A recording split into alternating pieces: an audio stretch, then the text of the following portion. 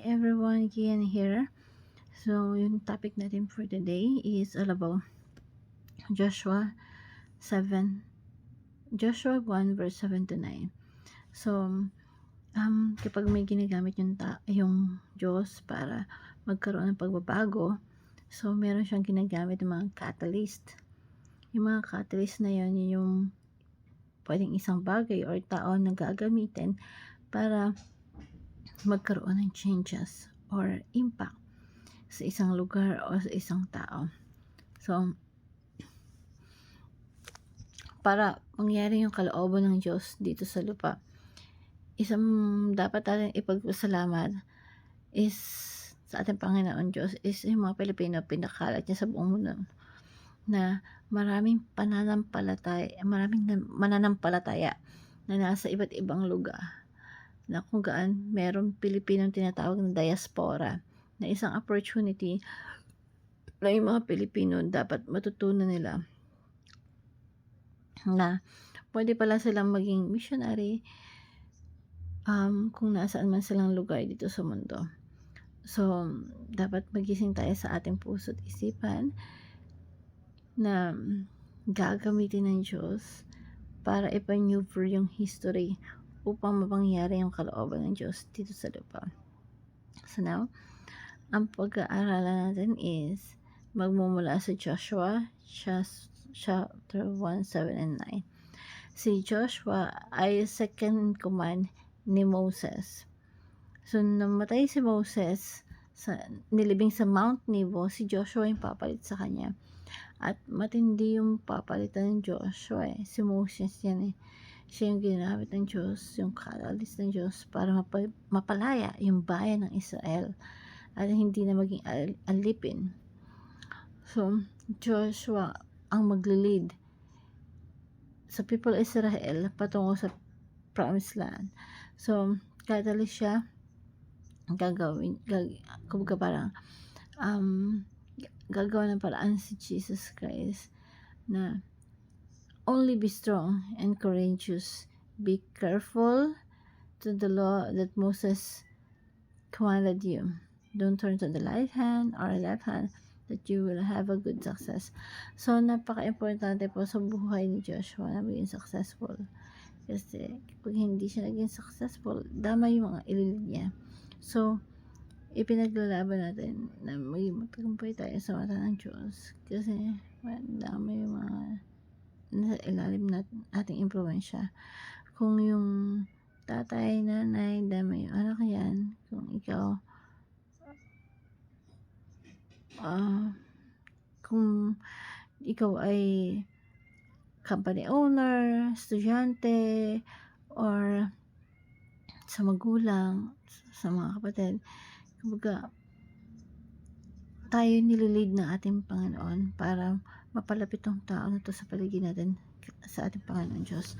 So, be careful to do the law of the Lord. So, this book shall not depart of your mouth, but shall be used day and night. So, yung principles ng Diyos sa banal na kasulatan, ito yung magbibigay ng guidance sa atin, katagumpayan sa atin, na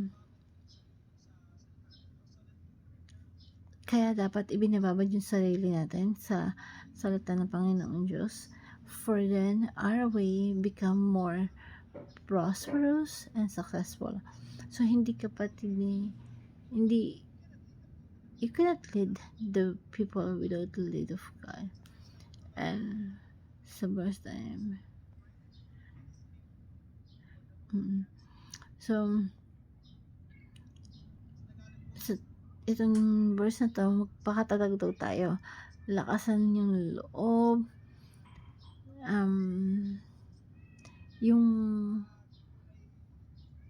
yung verse na to ay sinasabi sa atin na hindi natin pwedeng paghiwalayin yung pagsunod sa Diyos. At the same time, yung pagiging matagumpay. Kung gusto mo maging matagumpay, sumunod ka sa salita ng Diyos. So, huwag kang susuway sa anumang nakasaad doon at magtatagumpay ka saan ka man magpunta. Alam mo, mabuhay at gabi upang matupad natin yung mga vision na ating Panginoong Diyos. So, magpakatatag ka, lakasan mo ang iyong loob. Huwag kang matakot o mawawala ng pag-asa na kung kanino man, because si Yahweh ay kasama natin saan man tayo magpunta. So, ito po ang salita ng Diyos. So, a successful leader is obedient to the word of God. Ang successful na leader sumusunod sa kalooban ng Diyos, sa salita ng Diyos. Kaya nga po sabi dito, sundin mo ang mabuti ang buong kautusan, kasi ito yung mga principles ang magbibigay ng guidance sa atin kung paano tayo mamahalin ng isang mabuting leader. A successful leader is saturated with the word of God. So, kumbaga, nag-uumapaw, punong-puno ka, babad na babad ka sa salita ng Diyos. So, sabi dito ni God kay Joshua, huwag mong kaligtaan basahin ang akala ng bulay-bulayan mo ito araw at gabi, na hindi mo kakalimutan yung salita ng Diyos. Kasi kumbaga, if feel mo ito, uunawaan mo mabuti. Huwag mong kakalimutan basahin ang akala. Kumbaga, araw at gabi may saturation. So, a successful leader kumbaga, saturated by the word of God. So, successful leader empowered by the presence of God. As kumbaga, binababad mo yung sarili mo sa salita ng Diyos. Inuunawa mo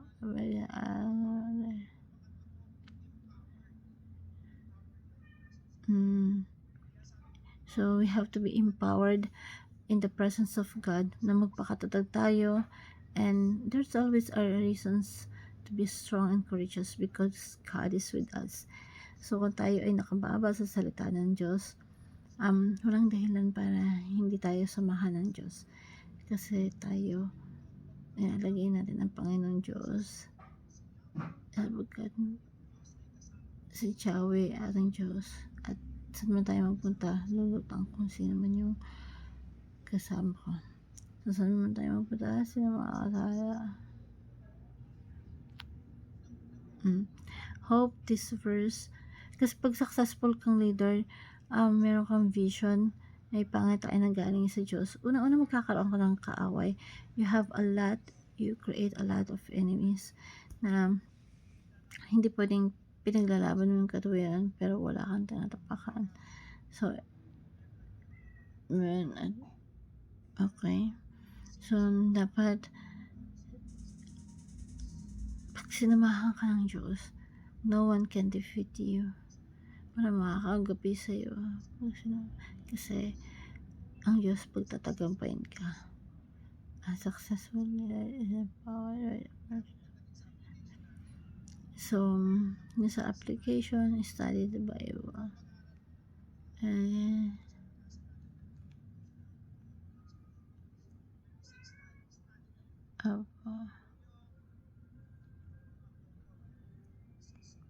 So, hope this words you learn a lot. Thank you everyone, and God bless.